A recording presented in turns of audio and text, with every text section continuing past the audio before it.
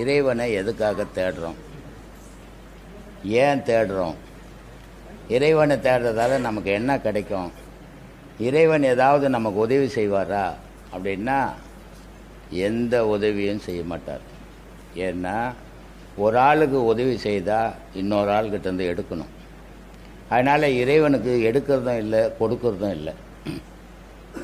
காரணம் என்ன அப்படின்னீங்கன்னா, இறைவன் என்றவன் வெளியவே இல்லை, உங்களுக்குள்ளவே இருந்து உங்களையே இயக்கின்னு உங்களையே துன்பத்திலையும் இன்பத்திலையும் ஈடுபடுத்துகிறான். கடவுள் எப்படி துன்பத்தில் ஈடுபடுத்தலாம், கடவுள் இன்பத்தை தானே கொடுக்கணும் அப்படின்னு நம்ம மனங்கள்லாம் நினைக்கலாம்.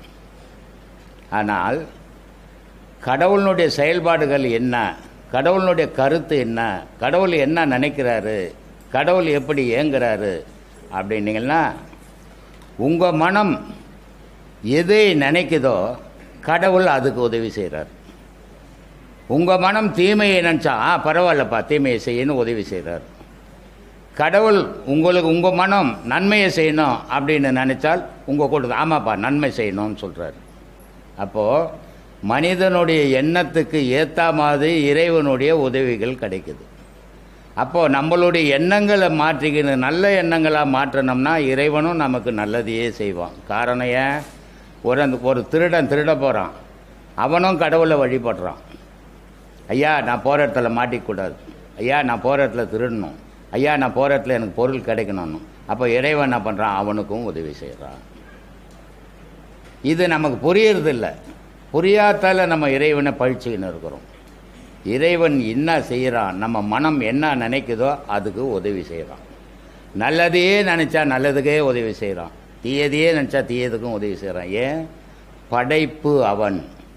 இப்போ நீங்கள் ஒரு புள்ள பெற்று 4 பிள்ளைங்களை பெற்று வச்சுருக்கிறீங்க, புள்ள கெட்ட புள்ள தான் இருந்தாலும் அம்மா சாப்பாடுன்னும் போது ஐயோ இந்த பையன் கெட்ட பையன் புள்ள போட மாட்டேன்னு சொல்லுவீங்களா? சொல்ல மாட்டீங்க. ஏன்னா பெத்த தாய், பெத்த மனம், அது கெட்டதாக இருந்தாலும் நல்லதாக இருந்தாலும் அதுக்கு என்ன தேவையோ தாய் தகப்பன் செய்வான். அதே மாதிரி இறைவன்ற தாய் தகப்பன் நம்ம என்ன நினைக்கிறோமோ அதுக்காக உதவி செய்கிறான். இதை நமக்கு புரியணும். அப்படி இருந்தோம் இந்த கலையை ஏன் தேடுறோம், இந்த ஆன்மீகத்தை ஏன் தேடுறோம் அப்படின்னா, ஏழ்மையில் இருந்தாலும் சரி வசதியில் இருந்தாலும் சரி மனக்கலக்கம் மனிதனுக்கு வரும். வராத மனிதனே கிடையாது. அவன் கோட்டீஸ்வரனாக இருந்தாலும் மனக்கலக்கம் உண்டு, அடுத்த வேலைக்கு சாப்பாட்டுக்கு வழி இல்லைனாலும் அவனுக்கு மனக்கலக்கம் உண்டு. இந்த மனக்கலக்கத்திலிருந்து வெளியே போடுறோன்னா இறை வழிபாடு வேணும். அந்த இறை வழிபாடு எப்படி இருக்கணும், புறத்தில் ஒரு வழிபாடு அது பக்தி, அகத்தில் ஒரு வழிபாடு அது ஞானம். இந்த அக வழிபாட்டுக்கும் புற வழிபாட்டுக்கும் என்ன வித்தியாசம்? புற வழிபாட்டில் ஒரு சிலையை வச்சு இது இறைவன் அப்படின்னு வழிபட்டுன்னுக்கிறோம், அதனால் மனக்கலக்கம் போகிறதில்லை. ஆனால் அக வழிபாடு தனக்குள்ளவே இறைவன் இருக்கிறான் அப்படின்னு தேடும்போது மனம் உறுதியாகுது. எந்த கலக்கத்துக்கும் அது கலங்கிறதே இல்லை, மரணமே வந்தாலும் அது கலங்கிறதில்லை. அதுக்காக இந்த வழிபாடு அவசியம். ஏன், இறைவன் யார் அப்படின்னா உங்களுடைய ஆன்மா இறைவன் உங்களுக்கு. அதுக்கு உறுதுணையாக இருக்கிறது ஜீவன் என்ற விந்து, அதுக்கு உறுதுணையாக இருக்கிறது உயிரின்ற மூச்சு. இது 3 சேர்ந்து தான் முப்பொருள். இந்த முப்பொருளும் தான் உலகத்தில் தொழில் நடத்துது. இந்த முப்பொருள் என்னவா இருக்குது அப்படின்னா, மனிதனுக்குள்ள காற்றாக இருக்கிற மூச்சு, நெருப்பாக இருக்கிற விந்து, சப்தமாக இருக்கிற ஆன்மா, இந்த 3ம் சேர்ந்ததான் இந்த உலகத்தில் நம்மளை நடமாட வைக்குது. இதில் எது இழந்தாலும் நம்ம இருக்க மாட்டோம். அப்போது இந்த முப்பொருள் என்ற பொருளை தனித்தனியாக இருக்கிற வரைக்கும் மனிதனாக வாழ்ந்துன்னுக்கிறோம். இது இயற்கையிலேயே தனித்தனியாக இருக்குது, 3 இடத்துல இருக்குது. இடுப்பில் விந்துவாக இருக்குது, நெருப்பாக இருக்குது, அதுக்கு பேர் தான் சக்தின்றோம். வயிற்றுலேருந்து மூச்சாக கிளம்புது, அதுக்கு பேர் தான் மகாவிஷ்ணுன்றோம், நெருப்புன்ற நீருன்னு சொல்கிறோம். தலையில் இருந்து சப்தமாக இருக்குது, அதனால தான் நமக்கு பேசுகிறோம், பேச்சு வருது, பேசுகிறத மற்றவன் கேட்குறான், மற்றவன் பேசுகிறத நம்ம கேட்குறோம். அப்போது இந்த முப்பொருளும் சேர்ந்தால் அணு. இந்த முப்பொருளும் பிரிஞ்சு இருக்கிற வரைக்கும் மனிதன். இந்த முப்பொருளை சேர்க்கறதுக்காக தான் இந்த யோகம் தேவைப்படுது. இந்த யோகம் இல்லாத அந்த முப்பொருளை சேர்க்க முடியாது. அப்போது இந்த யோகத்துக்கு முக்கிய காரணம் என்னவா இருக்குது? எண்ணமும் செயலும் சேர்ந்து செய்யணும். வெறும் எண்ணம் இருந்தாலும் சேராது, எண்ணம் இல்லைன்னா செயலும் இருக்காது. அப்போது எண்ணமும் செயலும் சேர்ந்ததான் யோகம். நினைவை நம்ம இறைவன் மேலே செலுத்துகிறோம், அந்த மூச்சை இறைவனாகவே நினைக்கிறோம். அப்போது நினைப்பும் செயலும் சேர்ந்து இறை வழிபாடு. இதுதான் உங்களுக்குள்ளே இருக்கிற உயிருக்கு நீங்கள் செய்கிற ஆராத்தி, நீங்கள் செய்கிற அபிஷேகம், நீங்கள் வழிபடுற இறைவன் அதுன்னு நினச்சி வழிபட்டீங்கன்னா உங்களுக்கு எந்த நேரத்துலையும் எந்த துன்பத்திலையும் கலக்கம் வராது. அதுக்காக தான் இவ்வளவும் பேசின்னு இருக்கிறேன். அதுக்காக தான் உங்களுக்கு இந்த அறிவுரையெல்லாம் சொல்லின்னு இருக்கிறேன். இதை எடுத்துக்கிறவங்களும் எடுத்துக்காரங்களும் அவங்கவுங்க மனப்பக்குவத்தை பொறுத்து இருக்குது. ஆனால் சொல்ல வேண்டியது என்னுடைய கடமை, சொல்லின்னு இருக்கிறேன். ஏம்பா யார்ப்பா? ஒரு இளமை பருவத்தில் தாய் தப்பை ஒரு கோயிலுக்கிட்ட போய் இது சாமின்னு காட்டினாங்க. அப்போ அந்த தாய் தப்பனுக்கு பின்னாடி நம்மளும் அந்த கோயிலுக்கு போய் சாமின்னு கும்பிட்டுன்னுக்குறோம். இது பழக்க வழியாக வர்றது. ஆனால் இறைவனை வழக்க வழியாக கொண்டு போகணும். அப்போ பழக்க வழின்னா என்ன அப்படின்னா, வெளியே செய்கிறது பழக்க வழி, உள்ளே செய்கிறது வழக்க வழி. அப்போது இறைவன் நமக்குள்ளவே இருக்கிறான், நம்ம அதை வழிபடணும். உலகத்தில் எவ்வளவோ 23 மணி நேரமும் நமக்கு வேலை வெட்டிகள், பல தொல்லைகள் எல்லாம் இருக்குது. ஆனால் அந்த 1 மணி நேரத்தை இறைவனுக்காகவும் உங்களுக்காகவும் செலவிடுங்க. அது உங்களுக்கு பிறவிக்கு தொடர்ந்து வரக்கூடிய விஷயம். அதுதான் பிறவியை தவிர்க்கும். ஒருத்தர் சுகத்தில் இருக்கிறான், அவன் சொல்லுவான் நான் பிறந்தே ஆகணும், இந்த சுகத்தை அனுபவிச்சே ஆகணும்னு சொல்லுவான். ஏன்னா அவனுக்கு சுகங்குது அந்த நேரத்தில். ஆனால் பல பேருக்கு துன்பம் இருக்குது. ஐயா இந்த பிறப்பே எனக்கு வேணாம், நான் பிறந்து என்ன சாதித்தேன் அப்படின்றான். இந்த நினைவால் அந்த பிறப்பை தவிர்க்க முடியுமானா தவிர்க்க முடியாது. அப்போ அந்த பிறப்பை தவிர்க்கணும்னா என்ன செய்யணும்? எதிலேருந்து எந்த பொருள் உதயமாச்சோ அந்த பொருளை அதிலேயே எடுத்து போய் சேர்க்கணும். இறைவன்லேருந்து உதயமானவங்க நம்ம. அப்போது இந்த ஆன்மாவாகப்பட்டது அந்த இறைவன்லேயே இணைச்சோம்னா பிறப்பு இல்லை. அதுதான் முக்தி, அதுதான் மோட்சம், அதுதான் சொர்க்கம், அதுதான் வைகுந்தம், அதுதான் கைலாயம். அப்போ இந்த வைகுந்தம், முக்தி, மோட்சம் இதெல்லாம் எங்கே இருக்குது வெளியே உலகத்தில் அப்படின்னா, கைலாய மலையில் இருக்குதானா? இல்லை. மலைன்றது உன் தலை, பூமின்றது உன் உடல். இந்த தலைக்குள்ளே இருக்கிற அந்த சுழுமுனையில் உன் நினைவெல்லாம் செலுத்தினீங்கன்னா அது காலப்போக்கில் எல்லா பாவத்தையும் அழித்து தர்மத்தை பண்ணுங்க, அது இறைவனோடு எடுத்து போய் இணைச்சிடும். அப்போ இந்த பிறப்பி தவிர்த்துக்கலாம். அதனால தான் இவ்வளோ பேசுகிறோம். இவ்வளோ மகான்களும் அதுக்கு தான் உங்களுக்காக பேசியிருக்கிறாங்க. இதுக்கு எப்படி இருக்கணும்? நம்ம மனக்கட்டுப்பாடு அவசியம். இந்த வழியில் போனோன்னா கண்டிப்பாக மனக்கட்டுப்பாடு இல்லாதவன் போகவே முடியாது. அதே நேரத்தில் வைராக்கியம் ரொம்ப அவசியம். இதை நான் அடைஞ்சே தீடுவேன், அவர் அடைஞ்சார் என்னால் ஏன் அடைய முடியாதுன்ற வைராக்கியம் அவசியம். ஆனால் நம்ம ஜனங்க என்ன பண்ணுறாங்க? உலக விஷயத்தில் வைராக்கியம் வைக்கிறாங்க. அவர் வீடு கட்டிக்கிறார், நான் ஏன் கட்டக்கூடாது? அவர் வண்டி வாங்கிக்கிறார், நான் ஏன் வாங்கக்கூடாதுன்றாங்க. அதையெல்லாம் நிலையில்லாத பொருள். ஆனால் நிலையான பொருளை அடையணும்னா இந்த பாதையை பயணம் பண்ணணும். இந்த மூச்சு பழக்கம், இந்த கதி பழக்கம், இந்த யோக பழக்கம் இத்தனையும் இறைவனை அடையத்துக்கு ஏணிப்படிகள் மாதிரி. அதில் ஏறினா தான் அதை அடைய முடியும். அதை அடையணுன்னா வைராக்கியம் வேணும். எந்த சொந்த பந்தத்துக்கும் இது சம்மந்தப்படாது. இன்றைக்கி நம்ம மனைவி ஒரு அடையாளம். மனைவியை பார்த்தா என் மனைவி மாதிரி உலகத்தில் யாரும் இல்லைன்றோம். ஆனால் மனைவி இறந்தால் நம்ம கதி எங்கள் மனைவியை காப்பாற்ற முடிஞ்சதா? முடியல. இல்லை நம்ம இறந்தால் மனைவியால் நம்மளை காப்பாற்ற முடியுமா? முடியாது. அவங்கவுங்கள காப்பாற்றிக்கணும். யாரையும் யாராலையும் காப்பாற்ற முடியாது. உங்களை நீங்கள் காப்பாற்றிக்கணுன்னா நினைவை உங்கள் சுழியில் வைங்க. அதனால தான் சொன்னார் அகஸ்தியர், ஞானம்ன்றது ஊரெல்லாம் திரிஞ்சு கோயில் கோயிலாக திரியிறது இல்லைப்பா, உனக்குள்ளே நின்னேனா தான் ஞானம், உனக்குள்ளே நின்னேனா தான் மோட்சம், உனக்குள்ளே நின்னேனா தான் முக்தினார். அதனால் சொன்னார், சுற்றியே அலைவதில்லை சூட்சம் சூட்சம். ஊரெல்லாம் தெரியறதில்லைப்பா, இது ஒரு ரகசியம். சூட்சம்னா ரகசியம்னு அர்த்தம். அப்போ ஊரெல்லாம் தெரியறதில்லை, சுற்றியே அலைவதில்லை சூட்சம் சூட்சம், சுழியிலே நின்றாலே மோட்சம் மோட்சம்னு. அந்த மாதிரி நம்ம நினைவுகளை நம்ம புருவ மையத்தில் நிறுத்தினீங்கன்னா உங்களுக்கு கண்டிப்பாக எல்லோருக்கும் அந்த மோட்சகதி உண்டு. நாசகதி ஆகாமல் இருக்கணும். நாசகதி ஆகாமல் இருக்கணும்னா மூச்சு வெளியே போகாமல் இருக்கணும். உங்களுடைய மூச்சு உங்களுக்குள்ளவே நின்னால் மோட்சம், உங்களுடைய மூச்சு வெளியே போனால் நாசம். அப்போ இந்த மூச்சு உள்ளவே நிறுத்த முடியுமானா மூக்க பிடிச்சி நிறுத்த முடியாது. பழக்கத்தாலேயே அதை உள்ளே நிறுத்திக்கணும். அந்த மாதிரி பழக்கம் சொல்லி கொடுக்குறது தான் இந்த ஆசிரமம். இதை பின்பற்றி போனீங்கன்னா உங்களுக்கு நன்மைகள் உண்டு.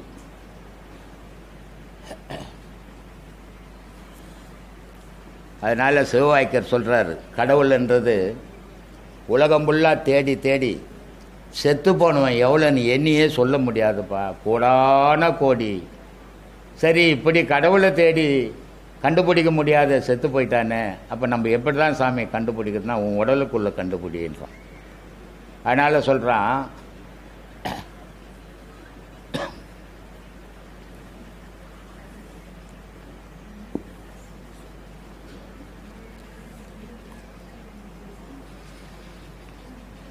ஓடி ஓடி உட்கலந்த ஜோதியை, கடவுளுன்ற ஜோதியை தேடி தேடி செத்து போகணுமோ எண்ண முடியாதான். அதனால் சொல்கிறாரு, ஓடி ஓடி உட்கலந்த ஜோதியை நாடி நாடி நாட்களும் கழிந்து போய் வாடி வாடி வாடி போன மாந்தர்கள் கோடி கோடி எண்ணிருந்த கோடியோ. தேடி கண்டுபிடிக்க முடியாமல் செத்தவன் யாராலம்பா அந்த பேரொலியை. அப்போ அந்த பேரொலி எங்கே தான்பா இருக்குதுன்னா உனக்குள்ளவே இருக்குது. அதனால் சொல்கிறார், உருதரித்த நாடியில் ஒடுங்குகின்ற வாய்வினை கருத்தினால் இருத்தியே கபாலம் ஏற்றவல்லாரில் விருத்தரும் பலராவார் மேனியும் சிவந்தடும் அருந்தரித்த பாதம் அம்மை பாதம். சத்தியமான விஷயம்பா, நீ இருக்கிறிய உனக்குள்ள கடவுள் இருக்குதப்பா. நீ உலகம்பெல்லா போய் தேடிங்கிறிய உனக்குள்ளே தேடி பாரும்பான்னு. அதனால் சொல்கிறான், நட்ட கல்லை சுற்றியே 4 புஷ்பம் சாத்தியே சுற்றி வந்து முணுமுணுக்கும் மந்திரம் ஏதடா. நட்ட கல்லும் பேசுமோ நாதன் உள்ளுர்கள், கடவுளும் உனக்குள்ள இருக்கிறானடா, நீ நட்டு வச்சுக்கிற கல்லடா பேச போகுது, ஏண்டா புரிஞ்சிக்காமல் இருக்கிறேன்றான். இப்படி தனக்குள்ளவே இறைவனை தேடணும். ஆனால் நமக்கு அது புரியல. சாம 4 வேதமும் சகல சாத்திரங்களும் சேமமாக ஓதினும் சிவனை நீர் அருகிலீர். நீ என்னதான் பாடம் படிச்சினோட புக்கை வச்சுன்னு கடவுள் அறிய முடியாதுடா. ஏன்னா கடவுள் அதில் இல்லை. கடவுளை பற்றி இருக்குதே தவிர கடவுள் அது இல்லை. அதனால் சொல்கிற, நீ எந்த வேதம் படிச்சினாலும் பயன் தராது அப்படின்றதுக்காக சொல்கிறாரு, சாம 4 வேதமும் சகல சாத்திரங்களும் சேமமாக ஓதினும் சிவனை நீர் அருகிலே. காமநோயை விட்டு கருத்துள்ளே உணர்ந்த பின் ஊமையான காயமும் இருப்பன் எங்கள் ஈசனே. காலையில் கூட என்ன சொன்னேன், விந்து 15 நாளைக்கு ஒரு முறை மனிதனுக்கு வெளியேறலாம், தவறு இல்லை, பாதிப்பு வராது. ஆனால் இந்த பழமொழி சொல்லுவாங்க, சும்மா வந்த மூட்டை நிலாவில் கட்டி ஓட்டைன்னுட்டு. அதனால் என் மனைவி நான் எப்போ வேணா போகம் பண்ணுவேன் அப்படின்னு பண்ணினா ஆயில் அராயில் ஆகிடும். ஏன்னா ஒரு மனிதனுக்கு உடலுக்குள்ள உயிராக இருக்கிறது இந்த மூச்சு வர்றது அந்த விந்துவால் தான். இந்த விந்துன்னு ஒரு பொருள் இல்லைன்னா அந்த மூச்சு வராது. அதனால தான் ஒரு உடம்பு சரியான டாக்டர்கிட்ட இட்டுன்னு போனீங்கன்னா முதல்ல கண்ணை திறந்து பார்ப்பான், விந்து இருக்குதா. 2வது விந்து வெளியேறிச்சான் துணியை தூக்கி பார்ப்பான், உயிர்நிலையில் விந்து வெளியே வந்துடுச்சா. இது 2ம் இல்லைன்னா அவனை காப்பாற்ற முடியாது, எடுத்துன்னு போயிடுவான் டாக்டர். அப்போது மூலப்பொருள் விந்து. இந்த விந்துன்ற பொருள் மனிதனுக்கு மட்டுமா இல்லை, எல்லா உயிரினங்களுக்கும், எல்லா செடி கொடி மரத்துக்கு கூட அந்த விந்து வேணும். அந்த விந்து இருந்தால் தான் அந்த ஒரு செடி வரும். இந்த விந்துவை யார் உற்பத்தி பண்ணான் அப்படின்னா இறைவனே தெளித்து விட்டான் உலகத்தில் எல்லாத்தையும். ஒரு வேப்பங்கொட்டையை யாராலையாவது செய்ய முடியுமா? எவ்வளோ விஞ்ஞானம் வந்தாலும். ஒரு புளியங்கொட்டையை யாராலையாவது எந்த விஞ்ஞானமாக செய்ய முடியுமா? மரபணு மாற்றம் பண்ணிட்டு விந்துவை ஒரு பொருளில் இருந்து எடுத்து வேறு 2யும் சேர்த்து இன்னொரு பொருளை செய்கிறான். ஆனால் இன்னொரு பொருள் இல்லாமல் அந்த விந்துவை மட்டும் எடுத்து செய்ய முடியாது. அப்போ 2 பொருள் தேவைப்படுது. அது அந்த 2 பொருள் தான் ஆண் பெண்ணுன்ற பொருள். இந்த 2 இல்லைன்னா உலகம்னு ஒன்று இல்லை, கடவுள்னு ஒன்று இல்லை. மனிதன் ஒருத்தன் இல்லைன்னா உலகத்தில் கடவுள்னு ஒன்று இருக்காது. யார் சொல்லுவான் அந்த கடவுள்னு? மனிதன் தானே சொல்லிக்கின்னு இருக்கிறான். கடவுள் எங்கேயாவது ரோடாக வந்து நான் தான் கடவுள்னு சொல்லியிருக்குது. இது ஏன் மனிதன் சொல்லிங்கிறான்? மற்ற ஜீவராசி ஏன் சொல்ல? கடவுளே உனக்குள்ளே தாண்டாக்குது, கடவுள் தாண்டா உங்கள்கிட்ட பேசினுக்குது. அது புரிஞ்சிக்காமல் நடந்துன்னு இருக்கிறீங்க. அதனால் எந்த வேதங்களை படித்தாலும் சரி, அதனால் அது படிக்கிறதுக்கும் பொழுதுபோக்குறதுக்கும் அதை பற்றி தெரிஞ்சுக்கிறதுக்கு உதவுமே தவிர கடவுளை அடைய உதவாது. கடவுளை அடையணுன்னா உன் மனம் கை கொள்ளணும். அதை உன் மனத்துக்குள்ளே ஒரு வைராக்கியம் வரணும். அப்போ தான் அந்த கடவுள்ன்ற பாதையை பயணம் பண்ண முடியும்.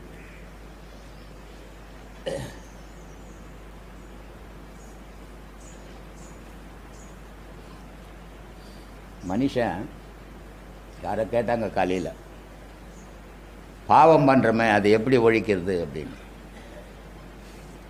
பாவம் பண்ணுறதை எப்படி ஒழிக்குது? பாவம் எதுலேருந்து உருவாகுது? ஒரு பொடி சோறு போடுற ஒருத்தருக்கு பாவம் வருமானா வராது. ஆனால் ஒரு துளி விந்து விட்டீங்கன்னா அதில் பாவம் இருக்குது. பாவமும் புண்ணியமும் எதில் இருக்குதுன்னா விந்துவில் தான் இருக்குது. அதனால்தான் சொல்லலாம், மாதா பிதா செய்த பாவம் உன்னை தான் தாக்குதுரா அப்படின்றான். அவங்க என்ன பாவத்தை விலைக்கா கொடுத்தாங்க? இல்லை, அவங்களுடைய விந்துவும் சுரோநிதத்திலும் இருந்த பாவம் இந்த பிள்ளைக்கு வந்தது. அப்போ பாவம்ன்றதே விந்துக்குள்ளே தான் இருக்குது. அப்போ அந்த பாவத்தை அழிக்கணும்னா நீ விந்துவாலேயே அதை அழிக்கணும். அதை எப்படி அழிக்கணும் அப்படின்னா, இடுப்புன்ற ஒரு பகுதியில் விந்துன்னு ஒன்று இருக்குது, உயிர்நிலைக்கு மேலே. அந்த விந்து சொல்கிறார், மூலமான குலத்திலே முளைத்தெழுந்த கோரையை, பாவம் என்ற கோரை அந்த விந்தில் முளைச்சி போய் கிடக்குதான் ஏராளமாக. அதனால் பாவம் தொடர்ந்துக்கினே இருக்குதான். அதனால் சொல்கிறார், மூலமான குலத்திலே முளைத்தெழுந்த கோரையை காலமே எழுந்து 4 கட்டு அறுப்பீராகில் பாலனாகி வாழலாம், பரபிரம்மம் ஆகலாம் அப்படின்னாரு. அன்னாடம் காலையில் எழுந்து 1 மணி நேரம் இந்த பாடத்தை நீங்கள் பண்ணீங்கன்னா காலப்போக்கில் உங்களுடைய பாவமெல்லாம் அழிக்கப்படும். அதை மனசில் ஊர்ஜிதமாக முறிவோடு வச்சுக்கின்னு பாடம் பண்ணிங்கன்னா கண்டிப்பாக உங்களுக்கு எல்லோராலையும் பாவத்தை அழிக்க முடியும். பாவம் பண்ணாத மனிதனே உலகத்தில் பிறக்கலை, எல்லாரும் பாவம் பண்ணி தான் இருக்கிறோம். ஆனால் அதை அழிக்க வழி தேடிக்கணும். பாவம் பண்ணது விதியாக இருக்கட்டும், அதை அழிக்க முயற்சி பண்ணுறது மதியாக இருக்கட்டுமே. ஏன் அது இருக்கக்கூடாது? அப்படி அழிச்சிட்டா நமக்கு நிம்மதியான வாழ்வு கிடைக்குமே, சுத்தமான பரிபூர்ணமான பொருள் நமக்கு கிடைக்குமா, இறைவன் கிடைப்பானே. அதனால் இந்த மாதிரியான வழிமுறைகளில் கடைபிடிச்சி போனீங்கன்னா கண்டிப்பாக நீங்கள் நல்லா இருப்பீங்க. கறி சாப்பிடக்கூடாதா, மீன் சாப்பிடக்கூடாதா, இறை சாப்பிடக்கூடாதான்னு சில பேர் கேள்வி கேட்குறாங்க. சொல்கிறா பத்திரகிரி, மண்ணுயிரை கொன்று தின்று உழலாமல் தன்னுயிர் போல் நினைத்து தவம் முடிப்பது எக்காலன்றான். உலகத்தில் உள்ள உயிரெல்லாம் என் உயிர் மாதிரியே நினச்சினா அதான் ஜீவகாரணியம். அந்த மாதிரியான நினைவை உன் உள்ளத்தில் உருவாக்கினா அதான் உண்மையான ஜீவகாரணியம். எல்லா உயிரையும் என் உயிர் போலே நினைக்கணும். ஒரு துளியூண்டு நெருப்பு பட்டால் நம்ம உடல் எவ்வளோ துடிக்குது, அடுத்த உடலில் கத்தி வச்சு இருக்கும்போது அது எவ்வளோ துடிக்கும். அந்த துடிப்பை நீ ரசிக்கிற. ஏன்? உன்னுடைய வாய்க்காக, உன்னுடைய நாக்குக்காக. அதை துன்பப்படுத்தி நீ சாப்பிட்டு அதில் சுகமடைகிற. இந்த உடல் வளர்க்கறதுக்காக அதெல்லாம் சாப்பிட்டுக்கிற. இந்த உடல் மண் சாப்பிட போகுது, உன்னை புழு சாப்பிட போகுது. அதை யோசிக்கவே இல்லை நீ. அதனால் வாழுங்காலத்தில் பிற உயிர்களுக்கு துன்பம் கொடுக்காமல் வாழ முயற்சி பண்ணுங்க. அந்த முயற்சி உங்களுக்கு வெற்றியை தரும்.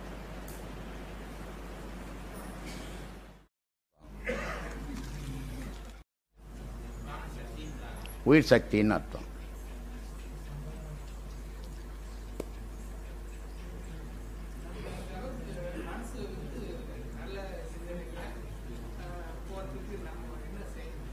யாரு கூட சேராது இருக்கணும் நீ, அப்போ நான் மனசு நல்லா இருக்கும்.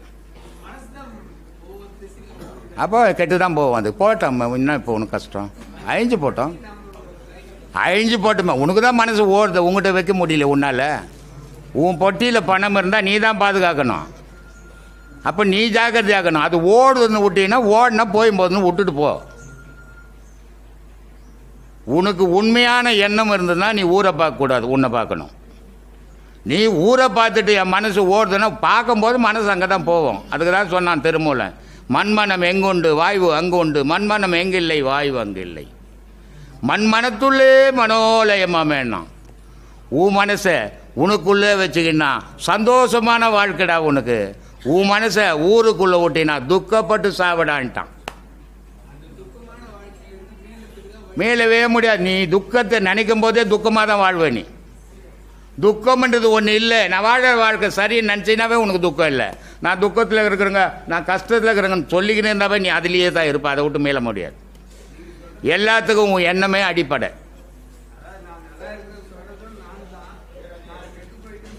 எல்லாமே நீ தான். அதுதான் சொல்கிறேன், உன் வாழ்க்கைக்கு நீ தான் அடிப்படை. நீ தான் உன்னை திருத்திக்கணும். உன்னை யாருமே திருத்த முடியாது. முடியாது. இன்னொருத்தரால முடியாது. நீ ஒன்றுமே செய்வானா, உன்னையே யோசித்து நோக்கா என்ன சரியா போடும். நீ ஒன்றும் உலகத்துக்கு பண்ணிட முடியாது. எவனும் பண்ணவனும் கிடையாது. உன்னை பார், உன்னை யோசித்து நோக்கான்னு தீமையே இல்லை.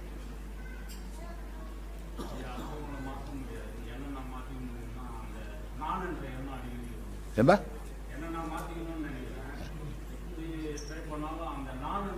அதான் அடுத்தவங்களை அடிமைப்படுத்தி பார்க்கணுன்னு நான் மனசு நினைக்குது. நான் எங்கே வருது? நான் உனக்குள்ளே இருக்கணும். நான்ன்றது இல்லைன்னா நீன்றது இருக்க மாட்டேன். அப்போ நான்ன்றது இருக்கணும், தவறு இல்லை. நான்ன்றது தான் ஆன்மா. அப்போ நான்ன்றது ஒவ்வொருத்தருக்குள்ளும் இருக்குது. ஆனால் இது இருக்கணும். ஆனால் இந்த நான்ன்றது அடுத்தவங்க மேலே பாயக்கூடாது. அது ஆணவம். எல்லாரும் எனக்கு அடிமையாக இருக்கணும்னு நினைக்கிறோமே, அது தவறு. அப்போ நான்ன்றது எனக்குள்ளே அடங்கி இருக்கணும். நான் என்ன செய்யணும், நான் எப்படி பண்ணணும், நான் எப்படி இருக்கணும், உன்னோட யோசித்த பிரச்சனை இல்லை. ஆனால் நீ இன்னொருத்தர் அடிமைப்படுத்தி வைக்கணும், நான் அதிகாரம் பண்ணி வாழணும்னா அந்த அதிகாரம் உனக்கு கேடா விளையும். ஒரு ரவுடி இருக்கிறாரு, அவர் நல்ல பலமாக இருக்கிற வரைக்கும் ஊரில் இருக்கிற நல்லா அடிப்பார். ஆனால் அவருக்கும் ஒரு காலம் வரும் இல்லை, அவர் தள்ளாடுற காலம். இவர் ஓஹோன்னு பேர் எடுத்தவர், யார் யார் இவர்கிட்ட பேர் எடுத்தாங்களோ அவனுடைய குழந்தெல்லாம் இவனை வந்து அடிக்கும், அசிங்கப்பட்டு சாவான். இந்த ஆணவம்ன்றது அப்படிப்பட்டது தான். நமக்கு உடலில் பலமும் பாக்கெட்டில் பணமும் இருக்கிற வரைக்கும் ஆணவம் தலை விரித்து ஆடும். அடுத்தவனெல்லாம் அடிமைப்படுத்தி வாழலாம்னு நினைக்கும். ஆனால் இதெல்லாம் இழக்கும் போது அடுத்தவன் நம்மளை அடிமைப்படுத்தும் போது தான் அந்த துன்பம் எப்படி இருக்குன்னு உணர்வான். அதனால தான் நான் அடிக்கடி சொல்கிறேன், யாரையும் தாழ்ந்தவனாக நினைக்காதீங்க, யாரையும் உங்களை விட உயர்ந்தவனாக நினைக்காதுங்க. யாருக்கு யாரும் உயர்ந்தவனும் கிடையாது, தாழ்ந்தவனும் கிடையாது. ஆனால் இந்த மனம் உயர்ந்தவனவன் தாழ்ந்தவனவன் நினைக்குது. அப்போ நல்லவன் கெட்டவன் இல்லையா இருக்கிறான். யார் நல்லவன் கெட்டவன்? ஜாதியால் உயர்ந்தவனா? பிறப்பால் எவனுமே உயர்ந்தவன். எல்லாரும் அம்மா இப்போ இதில் தான் பிறக்கிறோம். அங்கே எங்கே உயர்ந்தவன் தாழ்ந்தவன்? உயர்ந்த ஜாதி தாழ்ந்த ஜாதி. நல்லவன் கெட்டவன் உண்டு. எப்படி உண்டு? நல்ல செயல் செய்யும் போது அவன் உயர்ந்தவனாக வரான், தீய செயல் செய்யும் போது தாழ்ந்தவனாக வரான். அப்போ உங்கள் செயலை மாற்றிக்கணும். உலகத்துக்கு நல்ல செயல் செய்யுங்க. உலகத்துக்கு செய்ய முடியலனாலும் யாருக்கும் தீமை செய்யாத வாழுங்க.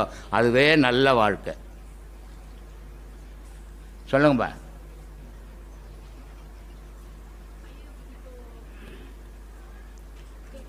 சொல்லுமா.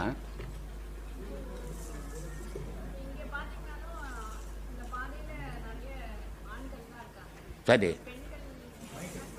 சரி.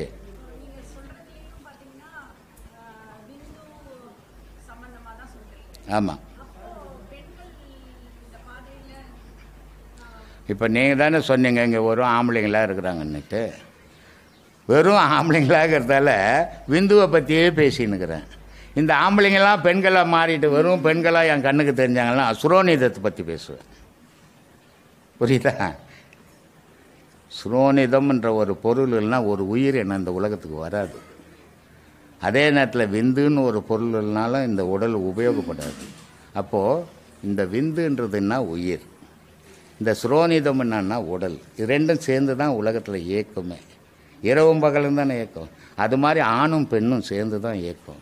ஆணுக்கு சுரோனிதம் இல்லை, பெண்ணுக்கு சுரோனிதம் இல்லை, அப்படிலாம் கிடையாது. ரெண்டு பேருக்கும் எல்லா பொருளும் சமமாக தான் இருக்குது. அவன் உயிரை கொடுத்தான்னா நீ உடலை கொடுக்குற. அவனும் உயர்ந்தவன் இல்லை, நீயும் தாழ்ந்தவன் இல்லை. ரெண்டு பேரும் சமமான பொருள் தான். அதில் ஏற்றத்தாழ்வே கிடையாது. ஆனால் இந்த மனம் தான் ஏற்றத்தாழ்வை உண்டாக்கிக்குது. அதனால் மனத்தை சீர் பண்ணோம்னா ஏற்றத்தாழ்வு போயிடும். அதனால் ஆணு பெண்ணுன்றதே ஞானத்துக்கு கிடையாது. ஏன்னா பெண்ணுன்றதும் ஆணுன்றதும் உடல் அமைப்பு தானே தவிர ஆன்மாவுக்கும் உயிருக்கும் அது கிடையாது. உயிர் ஆன்மாவா பெண்வா? கிடையாது. அதனால் அது இறைவனை அடையிறதுல தவறே கிடையாது. ஆண் தான் அடையணும், பெண் தான் அடையணும். இதில் என்ன ஆணுக்கும் பெண்ணுக்கும் ஒரு வித்தியாசம்னா, பெண்ணுன்றவன் இப்போ ஆணுன்றவன் மதுரையிலேருந்து வரான், ஒரு ஒண்டியாக வந்துடுறான். இங்கே பெண்ணுன்றவன் ஒண்டியாக வர முடியாது. ஒரு அச்சம், குடும்பத்தில் விடமாட்டாங்க, ஒரு பயம். இந்த பயம் பெண்ணுக்கு இருக்கிறதால இங்கே பெண்கள் கம்மி. அந்த பயம் இல்லாமல் இருக்கிறதால ஆண்கள் ஜாஸ்தி. இவ்வளோ தான், 2 பேரும் சமந்தான். எனக்கு வேற்றுமையே கிடையாதும்மா. நீ எதுக்காக பிறந்த? தெரியாத எதுக்கு இதெல்லாம் ஆராய்ச்சி பண்ணிங்கிற? பொழப்ப பாரு. யார் படைச்சான் உன்னை? யார் படைச்சான்? உங்கள் அப்பாவும் அம்மாவும் அவங்க ஆசையில் ஏதோ விளையாடினாங்க. நீ ஏன் வந்து பிறந்தாங்க? ஏன் வந்து பிறந்த? நீயே பிறந்துட்டு ஏன் படைச்சான்னு யாரையோ போய் கேட்குற? நீ தான் எல்லாத்துக்கும் காரணமே. பிறப்பு நீயே, இறப்பு நீயே, வாழ்வு நீயே, தாழ்வு நீயே. இன்னொருத்தர் படைக்கல உன்னை, நீயே உருவாக்கின உன்னை. சொல்லுப்பா. அது யார்? அது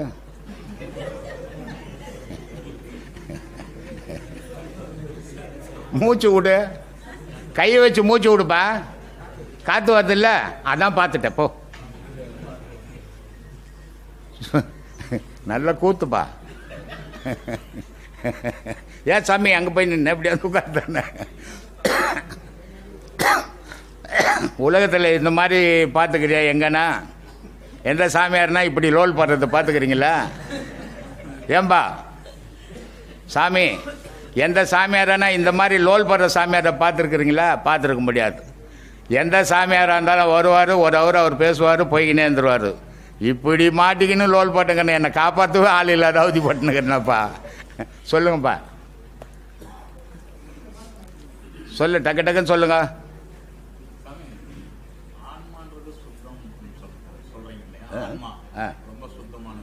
ஆமாம், அறிவு 2. அதுதான் முன்னாடியே யாரோ கேட்டாங்க, அது சொன்னேன்.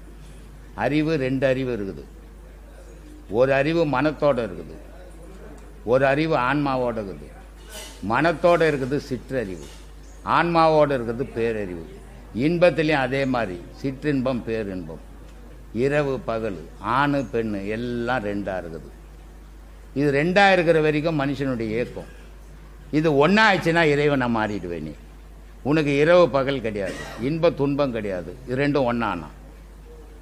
இப்போ ஒவ்வொரு சாமியாண்டியும் இந்து மதத்தில் 2 பொம்பளை பொண்டாட்டிங்களை வச்சுருப்பாங்க இல்லையா? இதை என்ன நினச்சின்னுக்கிறாங்க? சாமிக்கு 2 பொண்டாட்டி, எல்லா சாமிக்கும் 2 பொண்டாட்டி இல்லை? பெருமாளுக்கு 2 பொண்டாட்டி, சிவனுக்கு 2 பொண்டாட்டி. அதில் வேறு அந்த சிவபெருமான் வந்து ஒழிச்சி வேறு வச்சுக்கிறான் ஒரு பொண்டாட்டியை இல்லை? 2 பொண்டாட்டி வச்சுக்குது. ஜனங்க என்ன நினச்சின்னுக்குது? 2 பொண்டாட்டின்னு நினச்சின்னுக்குது. இந்த ஊரில் ஒரு 5000 10,000 மாதம் சம்பாதிக்கணும், 3 பொண்டாட்டி வச்சுக்கிறான் இல்லை? இந்த தெருவில் ஒரு பொண்டாட்டிக்கிறான், பக்கத்து தெருவில் ஒரு ஊரில் ஒரு பொண்டாட்டி வச்சுக்கிறான், இன்னொரு ஊரில் ஒரு பொண்டாட்டி வச்சுன்னு சுற்றிக்கிறான். 3 பொண்டாட்டி சராசரி மனுஷனே வச்சுக்கினா சம்பாரித்து சோறு போடாத கடவுள் எத்தனை பொண்டாட்டி வச்சுக்கலாம்? கணக்கு போடுங்க. நான் கடவுளாக இருந்தேன்னா குறைஞ்சது ஒரு 100 பொண்டாட்டி என்ன வச்சுன்னுப்பேன் இல்லையா? ஆனால் 2 பொண்டாட்டி தான் வச்சுங்கிறாரு இருந்தாலும். இது என்ன காரணம்? பொண்டாட்டியா? அறியல பாவம். 2 பொண்டாட்டி பெண்ணை காட்டுறதுக்கு காரணம், உலகத்தில் இன்பம் எங்கே உருவாகுறான்னா பெண்ணுக்கிட்ட, துன்பம் எங்கே உருவாகுறான்னா பெண்ணுக்கிட்ட. அப்போ 2 பெண்ணை காட்டி ஒரு ஆணை நடுவில் வச்சா சாமி இல்லை, நமக்கு அறிவுரை. அது நம்ம புரிஞ்சிக்கல. இன்பமும் துன்பமும் பெண்ணுக்கிட்ட உருவாகுது. அப்போ ஒரு பெண்ணுக்கிட்ட துன்பம் வந்ததுன்னா இன்னொரு பெண்ணுக்கிட்ட இன்பம் கிடைக்கும். அப்போ மனிதன் 2லேயும் வாழணும் அப்படின்றத 2 பொம்பளையை வச்சுக்குது. இன்பத்திலையும் துன்பத்திலையும் வாழறது தான் வாழ்க்கை. வெறும் இன்பமாக வாழ்ந்ததுனால அந்த வாழ்க்கை இனிக்காது, ஒரும் துன்பமாக இருந்ததுனால அந்த வாழ்க்கையில் நீ வாழவே முடியாது. உலகத்தில் 2ம் வேணும். இப்போ ஒரு ஆம்பளை ஒரு வீடு எடுத்துக்கிற, ஒரு 10 ஆம்பளை சேர்ந்து அந்த வீட்டுக்குள்ளே இருந்தால் கூட என்ன சொல்லுவாங்க வீட்டுக்காரரு? ஊர் என்ன சொல்லுவோம்? என்ன சொல்லுவோம்? பேச்சுலர்ன்னு தான் சொல்லுவாங்க. 10 பேர் வாழறீங்க, இருந்தாலும் அந்த குடும்பம்னு சொல்லலை, பேச்சுலர்ன்றான். அதே நேரத்தில் ஒரு பொம்பளையை தனக்கு கூட சேர்த்துக்கணும் ஒரு வீடு எடுத்து வாழ்ந்தேன்னா அதுக்கு பேர் என்ன? குடும்பம்ன்றான். பேரே மாறி போகுது. ஏன் குடும்பம்னா 10 பேர் சேர்ந்தா கூட உலகத்துக்கு ஒரு நன்மையும் செய்ய முடியாது, உலகத்தை உற்பத்தி பண்ண முடியாது. ஒரு ஆணும் பெண்ணும் சேரும்போது தான் உலகம் உற்பத்தி ஆகும். அப்போது வாழை மரம் இருக்குது, ஒரு மரம் கொலை தள்ளின உடனே இன்னொரு கன்று வெளியே வந்துடும். இந்த மரம் அடுத்த கொலை தள்ளாது. மனிதனுடைய வாழ்க்கையில் நீ மறைஞ்சாலும் உன்னுடைய வம்சம் இந்த உலகத்தில் வாழணும். அப்போ ஆணும் பெண்ணும் சேர்ந்தால் தான் உலக உற்பத்தி ஆகணுன்றதுக்கு தான் ரெண்டையும் இணைச்சி வச்சுருக்குது. கரண்ட்டு வருது, ஒரு 1000 வாட்ஸ் கரண்ட் வந்தால் கூட ஒரு பல்ப் எடுத்து போட்டுனா எரியாது, நியூட்ரல் ஓடணும். அது மாதிரி வாழ்க்கைன்றது ஆணும் பெண்ணும் இணைஞ்சி வாழணும். அது எப்படி வாழணும்னா சமமாக வாழணும். அடிமைப்படுத்தி வாழறது வாழ்க்கையே இல்லாது. அப்போது பெண்ணு ஆணை அடிமைப்படுத்துறதோ ஆணு பெண்ணை அடிமைப்படுத்துறதோ அது வாழ்க்கை இனிக்காது, வெறுப்பு தான் வரும். சில பொம்பளைங்க ஆம்பளைங்களை உதைப்பாங்க, வீடு கதவு மூடிட்டு உள்ள தள்ளி. ஆமாம், அதே நேரத்தில் ஆம்பளைங்களும் சில பொம்பளைங்களை அடிப்பாங்க. ஆனால் ஒரு பொம்பளையை நீ கை தொட்டுட்டீன்னா அந்த தெரு ஃபுல்லாக போய் சொல்லிட்டு வர, ராத்திரி எங்கள் வீட்டுக்காரர் குடிச்சிட்டு வந்து என்ன அடித்தார், ஊர் ஃபுல்லாக சொல்லுவாங்க. அப்படி சொன்னால் அது அவங்களுக்கு பெருமை. பரவாயில்ல, அந்த பொம்பளை நல்ல பொம்பளைப்பா, உண்மையை பேசுதுன்னு சொல்லிட்டு போது பண்ணுவோம். ஆனால் நீ என் பொண்டாட்டி அடிச்சதுன்னு சொன்னீன்னா தூக்கு மாட்டின்னு செத்து போனோம் அன்றைக்கி. ஏன்னா உனக்கு மீசை தாடிலாம் இருக்குது, அவங்களுக்கு அது இல்லை. இல்லை, வாழ்க்கைன்றது சமமாக வாழணும். யாரையும் அடிமைப்படுத்தி வாழக்கூடாது, ஆணாக இருந்தாலும் பெண்ணாக இருந்தாலும். சில பேர் சொல்லுவாங்க, தோளுக்கு முஞ்சின தோழங்கான்னுவாங்க பிள்ளைய. அது முட்டாள்தானம். அவன் எவ்வளோ வளர்ந்தாலும் உனக்கு புள்ளையாக தான் இருக்கணும். அவன் அப்பனா மாறிடக்கூடாது, அண்ணன் தம்பியாக மாறிடக்கூடாது. மாறினானா உனக்கு ஆபத்துக்குதுன்னு அர்த்தம். பெத்தவனுக்கு ஆபத்து இருக்குது, பிள்ளைய தோழனா நினச்சானாவே அவனுக்கு ஆபத்து இருக்குதுன்னு அர்த்தம். இது மாதிரி நம்மளுடைய எண்ணங்களே நம்ம வாழ்க்கைக்கு நமக்கு கேடாக விளைஞ்சிடும். அப்போ நம்ம எண்ணங்களை சுத்தமாக்கிக்கணும். எப்படி வாழணும் இந்த உலகத்தில், எப்படி நம்ம பயணங்கள் தொடரணும், அப்படி நீ வாழ்ந்தீங்கன்னா அது சுத்தமான வாழ்க்கையாக இருக்கும், உங்களுக்கு ஆபத்து இல்லாத வாழ்க்கையாக இருக்கும். அப்படி வாழ கற்றுக்குங்க, அப்படி வாழுங்க. சொல்லுப்பா. இந்தம்மா பார்க்குறாங்க என்ன பொம்பளைங்க கது மூட்டை அடிக்கிறாங்கண்ணா, இந்த ஆள் என்னத்தெல்லாம் சொல்லிங்கிறாங்க. எத்தனையோ வீட்டுங்களில் நடக்குது, ஆனால் வெளியே சொல்ல முடியாது. சொல்லுங்கள் சாமி, பட்டுன்னு சொல்லுங்கள். வர முடியாத சூழ்நிலை. ஒரு பொண்ணு கூடவே இருக்காங்க, அவங்களால பார்க்க முடியாது, தெரியல, சின்ன பொண்ணாக இருக்காங்க. அவங்க உயிர் போகிற ஸ்டேஜ். நான் 1 மாதமா 1.5 மாதமாக ஹாஸ்பிட்டலில் இருந்தாங்க. நான் போய் பார்க்கல, எனக்கு விருப்பமே இல்லை, பார்க்குறதுக்கு தோணவும் இல்லை. அது என்னன்னு தெரியல. அடுத்தது எனக்கு ஃபோன் பண்ணி இந்த மாதிரி வீடியோ காலில் வந்தாங்க.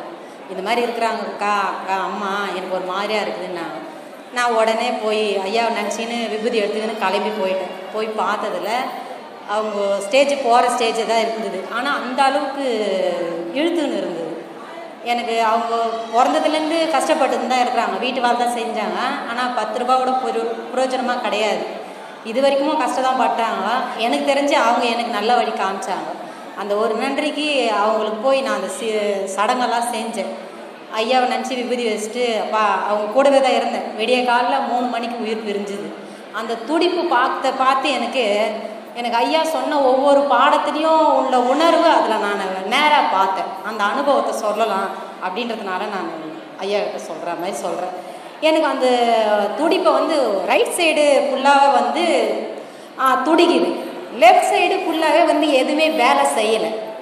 அந்த துடிப்பு, அந்த கத்துறது அந்த சவுண்டு மட்டும் காதில் ஒய்யுந்து. எனக்கு அந்த இடத்துல படுக்க கூட முடியல என்னால். நாங்கள் 2 பேர் தான் இருக்கிறோம், வேறு யாரும் கிடையாது.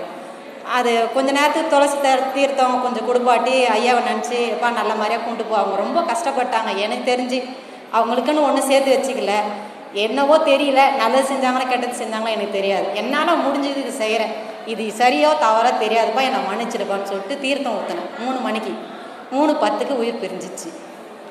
அது சரியா தவறான்னு தெரியல சாமி. எனக்கு அது போகக்கூடாதுன்னு சொல்லியிருக்காரு ஐயா.